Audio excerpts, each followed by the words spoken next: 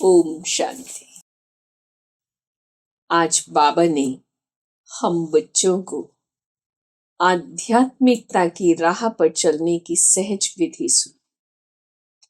विशेषतः बाबा ने बताया है कि हमारे जीवन के लिए आगे बढ़ने के लिए 4 सब्जेक्ट्स ज्ञान, योग, धारणा, सेवा, ये 4 सब्जेक्ट्स हैं और उसमें भी मुख्य है याद की यात्रा। जितना हम याद में रहते हैं आत्मा पवित्र शक्तिशाली बनती है और जब आत्मा शक्तिशाली पवित्र बनती है तभी हमारा जीवन श्रेष्ठतम में बनता है या श्रेष्ठतम होता है। तो आज के बाबा के महावाक्य हम सुनते हैं। मीठे बच्चे, पावन बनने के लिए याद की यात्रा बहुत जरूरी है। यही मुख्य सब्जेक्ट है। इस योग बल से ही तुम सर्विसेबल गुणवान बन सकते हो। 2 सब्जेक्ट्स कवर हो रहे हैं। सर्विसेबल यानी ईश्वरीय सेवा का सब्जेक्ट, गुणवान धारणाओं का सब्जेक्ट, दोनों कवर हो रहे हैं। प्रश्न है, तुम बच्चे जो योग सीखते हो यही सबसे निराला योग है। कैसे? दुनिया में योग सिखाते हैं पर वो हठ योग आदि योग है। हमारा योग उन योग से हट करके अलग विशेष है। कैसे है?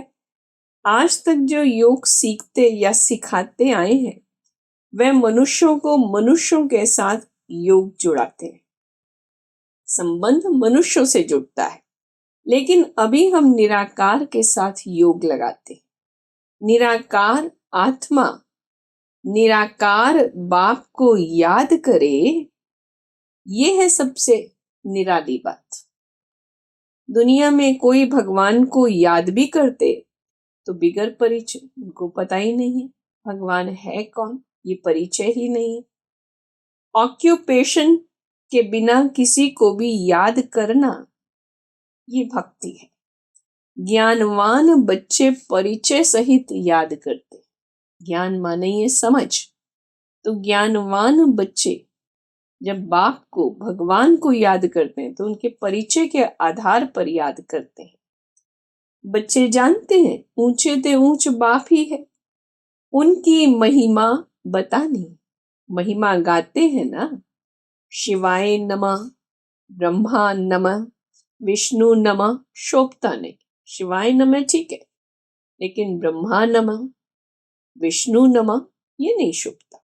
शिवाय नमः शोभता है, ब्रह्मा देवताय नमः, विष्णु देवताय नमः अक्षर शोभता है।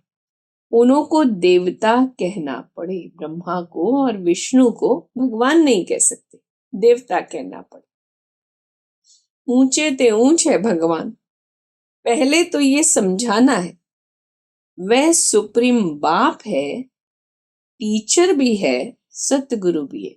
बाबा के साथ हमारे मुख्यतः 3 संबंध, बाप, टीचर, सतगुरु, तीनों को याद करना पड़े। यूं तो याद शिव बाबा को ही करना है, वैसे तो मेनली मुख्यतः शिव बाबा को याद करना है, पर फिर तीनों को अलग अलग संबंध से भी हम याद करते हैं। वो बाप भी है, टीचर भी है, सतगुरु भी है। पहली बात पक्की करनी है, बाप है सत्य। वही सत्य नारायण की कथा सुनाते हैं।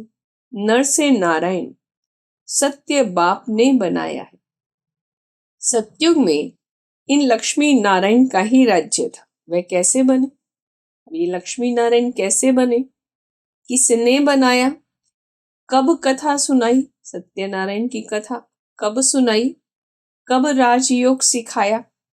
समझते हैं प्रजापिता ब्रह्मा तो पहले पहले सतयुग में होना चाहिए।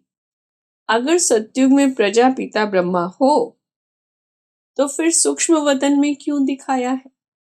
ये साकार है कर्म बंधन। प्रजापिता ब्रह्मा साकार है, ये कर्म बंधन में है अपने। वह सूक्ष्म है कर्मातीत, जो कि कर्म बंधनों से न्यारा है, जिसको सूक्ष्म लोक में दिखाते हैं।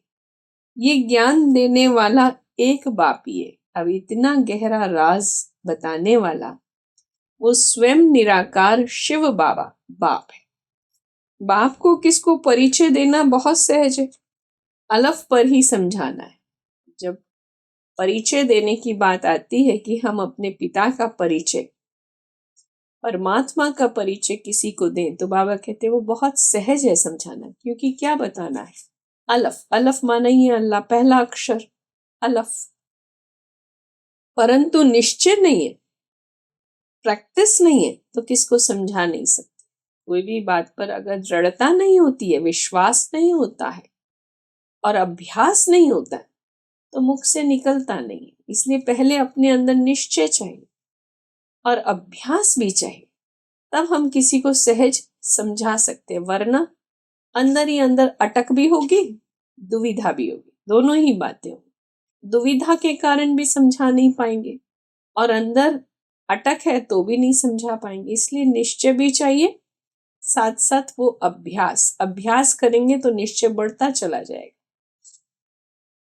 मनुष्यों ने तो शिव और शंकर को मिलाकर एक कर दिया है। कहते हैं शंकर ने आंख खोली तो विनाश हो गया। अब विनाश तो बॉम्ब्स, नेचुरल कैलेमिटीज से होता है। अब हम जहाँ चल रहे हैं, जिस समय से गुजर रहे हैं, जिस दौर से गुजर रहे हैं, तो हम देखेंगे चारों तरफ ही विनाश की बातें हो रही हैं। झगड़े, लड़ाई झगड़े चल रहे हैं, वॉर्स चल रहे हैं। और इन वॉर्स के कारण हम समझ सकते हैं कि वॉर कैसे होता है। या तो प्राकृतिक आपदाएं अपना अपना रूप दिखा रही, या फिर एटॉमिक एनर्जी जो मनुष्यों ने तैयार की है वो गिराते हैं, बॉम्ब्स गिराते हैं और नुकसान हो जाता है। तो उससे नुकसान, उससे युद्ध, वो भी हम देख रहे हैं। तो मैं तो ये कह सकती हूँ, या अपन सब ये कह सकते हैं, आज का मनुष्य ही शंकर बन बैठा, बीच बीच में आंखें खोलता रहता है। तो वास्तव में वह कोई शंकर की बात नहीं है कि उसने आंख खोली और विनाश हो गया। आज हर मनुष्य का हाल क्या हो गया, एटॉमिक वॉर से ही युद्ध होते हैं, विनाश होता है। वास्तव में विष्णु का चतुर्भुज रूप भी है नहीं, ये है भक्ति मार्ग के चित्र। बाप समझाते हैं आत्माओं को ही पतित से पावन बनना है। ये है मुख्य बात, कि बाकी सब बातें अगर हम भक्ति मार्ग की देख रहे हैं, तो दूसरी जो महत्वपूर्ण बात समझने की है वो यही है कि आत्मा को ही पावन बनना है। पवित्र बनकर चली जाएगी अपने धाम। आत्माएं निराकारी दुनिया में रहती हैं, साकारी है यहाँ निराकारी दुनिया, परम धाम, मुक्ति धाम, जहाँ आत्माएं निवास करती, ये है साकार लोक। तो मूल वतन, सूक्ष्म वतन, फिर है स्थूल वतन, 3 लोक। मूल वतन परम धाम, फिर सूक्ष्म वतन जहाँ ब्रह्मा विष्णु शंकर, फिर है ये स्थूल वतन जहाँ हम सभी अपना रोल प्ले कर रहे हैं। बाप आकर समझाते हैं यदा यदा ही धर्मस्य कहते हैं। किसकी ग्लानि? वो लोग तो श्लोक सुनाकर फिर अर्थ सुनाते हैं। ये तो तुम बच्चों को वहां जाकर देखना चाहिए, बोलना चाहिए। हम इनका अर्थ समझाते हैं, जहां वो लोग सुनाते रहते हैं, कथाएं आदि, श्लोक आदि पढ़ते हैं। बाबा कहते हैं वहां जाकर तुम सुनाओ। तुम कहाँ भी जाकर सुन सकते हो और कह सकते हो, इसका अर्थ तो बताओ। यदा यदा ही धर्मस्य ग्लानिर्भवति भारत, जो श्लोक पढ़ते हो इसका अर्थ तो बताओ। सागर को स्याही बनाओ, फिर दूसरी बात, सागर को स्याही बनाओ तो भी अंत नहीं, परमात्मा की महिमा का अंत नहीं।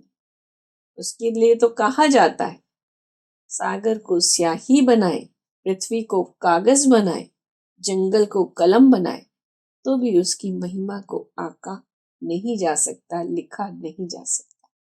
फिर सेकंड की भी बात सुनाई है, सिर्फ बाप का परिचय देना है। वही बेहद का बाप स्वर्ग का रचयिता है, हम सभी उनके बच्चे, ब्रदर्स हैं। एक दिन गणिकाएं आदि भी आकर सुनेंगी ये ज्ञान का राज, सभी आत्माएं आकर के सुनेंगी। बहुतों को लज्जा आती है, दे अभिमान बहुत है ना। बाबा कहते हैं वैश्याओं को भी समझाना, ज्ञान पर सबका हक है। कोई भी आत्मा कैसी भी गिरी हुई है, उनको ये सत्य ज्ञान मिले तो वो अपने जीवन का उद्धार कर सके, इसलिए सबको सुनाना है। इसमें मुख्य चाहिए योग बल। सेवा के लिए मुख्य योग की जरूरत है। बिल्कुल ही पतित है, पावन होने के लिए याद की यात्रा चाहिए। अभी वह याद का बल कुछ कम है। किसमें ज्ञान है तो फिर याद कम है। डिफिकल्ट सब्जेक्ट है। इनमें जब पास हो तब गणिकाओं का उद्धार कर सके। जब याद का बल आए, स्वयं पावन हो, तब हम दूसरे का उद्धार कर सकते हैं। अच्छी अच्छी अनुभवी माताएं जाकर समझाएं। बाप कहते हैं, पवित्र बनो तो विश्व के मालिक बन जाएंगे। दुनिया ही शिवालय बन जाएगी। सत्युग को शिवालय कहा जाता है। वहां अथाह सुख है। उन्हों को भी ऐसे समझाओ। बाप कहते हैं, अब प्रतिज्ञा करो पवित्र बनने की। स्वयं स्वयं से प्रतिज्ञा करें कि मुझे अपने को पवित्र बनाना है, पवित्र बनना है। ऐसे पतितों को पावन बनाने के लिए तलवार बहुत तीखी चाहिए। ज्ञान सुनाने वाला बहुत होशियार और ताकतवर, जिसमें पवित्रता का बल हो, याद का बल हो, ऐसा चाहिए। बाबा जानते हैं सब एक रस नहीं है, तो पहले जब किसको समझाओ तो बाप का ही परिचय दो। शुरुआत कहाँ से करें? जो पिता है, परमात्मा, भगवान, उसका परिचय दो। बाप की महिमा करो। इतने गुण सिवाय बाप के और किसके हो नहीं सकते। वही गुणवान बनाते हैं। तुम आत्माओं को बैठ समझाएंगे, ये तो समझाते हो। आत्मा का ही शरीर है, कहाँ तक कोई समझते हैं ये शक्ल से मालूम पड़ जाता है। कोई भी बात किसी को समझाई जाती है तो सबसे पहले उसकी शक्ल से मालूम पड़ता है उसको कितना समझ में आ रहा है, उसको इंटरेस्ट आ रहा है या नहीं, उसके अंदर बात जा रही है या नहीं, दिल से वो महसूस कर पा रहा है या नहीं, वो उसके फेस से मालूम पड़ जाता है। कोई मूडी होते हैं तो सारी शक्ल ही बदल जाती है। आत्मा समझ बैठेंगे तो शक्ल भी अच्छी रहेगी। अपने अंदर ये भाव है, आत्मिक भाव है। स्वयं को आत्मा निश्चय करते हैं तो और सब बातें बुद्धि से निकल जाएंगी, तो शक्ल भी अच्छी रहेगी। अगर देह के भान में है तो देह का अभिमान आएगा और अनेक बातें आएंगी मन में, तो शक्ल बदल जाती है। ये भी प्रैक्टिस होती है। घर गृहस्थ में रहने वाले इतने उछल नहीं सकते, इतनी खुशी में आ नहीं सकते। कारण क्योंकि गोरख धंधा लगा पड़ा है। अनेक बातें, अनेक स्थिति परिस्थितियों में घिरे हुए हैं। पूरा अभ्यास करे तब चलते फिरते उठते बैठते पक्के। याद का अभ्यास, ज्ञान के मनन चिंतन का अभ्यास, ये पक्का हो तो कार्य व्यवहार करते हुए पक्का रहे। याद से ही तुम पावन बनते हो। आत्मा जितना योग में रहती है उतना पावन बनती है। सत्युग में तुम सतो प्रधान थे तो बहुत खुश थे। अभी संगम पर तुम हंसते बहलते रहते हो। बेहद का बाप मिला, बाकी क्या चाहिए। अभी हम पुरुषोत्तम संगम युग पर हैं। पुरुषोत्तम पुरुषों में उत्तम बनते हैं, बनाते हैं, पावन बनते हैं, बनाते हैं। तो बाबा कहते बाप मिला और क्या चाहिए, तो उस पर कुर्बान जाना चाहिए। बाप समझाते हैं बच्चों को दैवी गुण भी धारण करना। चौथा सब्जेक्ट बाबा ले रहे, ज्ञान, योग, फिर सेवा पर समझाया, धारणा। तुम्हारा खान पान भी अच्छा चाहिए। तुम कभी ये आश नहीं रखने कि मैं फलानी चीज खाऊं। कोई भी लोभ, आसक्ति ना हो कि मुझे ये चीज मिले तो ठीक है, ये चीज नहीं मिली तो मुश्किल, तो मूड खराब हो जाए। नहीं, ये आशाएं यहाँ होती हैं। बाबा के बड़े बड़े वानप्रस्थियों के आश्रम भी देखे हुए हैं। बड़ी शांति से रहते हैं। यहाँ तो ये बेहद की बातें सब बाप समझाते हैं। ज्ञान कौन समझा रहा? बेहद का बाप हर बात हमें समझाता है। ज्ञान की गहराई भी, याद किसको करना है ये भी, फिर सेवा कैसे करनी है, आज बाबा ने कहा बाप का परिचय दो, बाप की महिमा करो। तो सेवा भी कैसे करनी है वो भी बाप सिखाते हैं। साथ साथ धारणाएं, अपने जीवन की धारणा वो कैसे कर वो भी सुनाते हैं। स्वयं की दृष्टि को पावन बनाने के लिए चलते फिरते अभ्यास करो कि हम आत्मा है।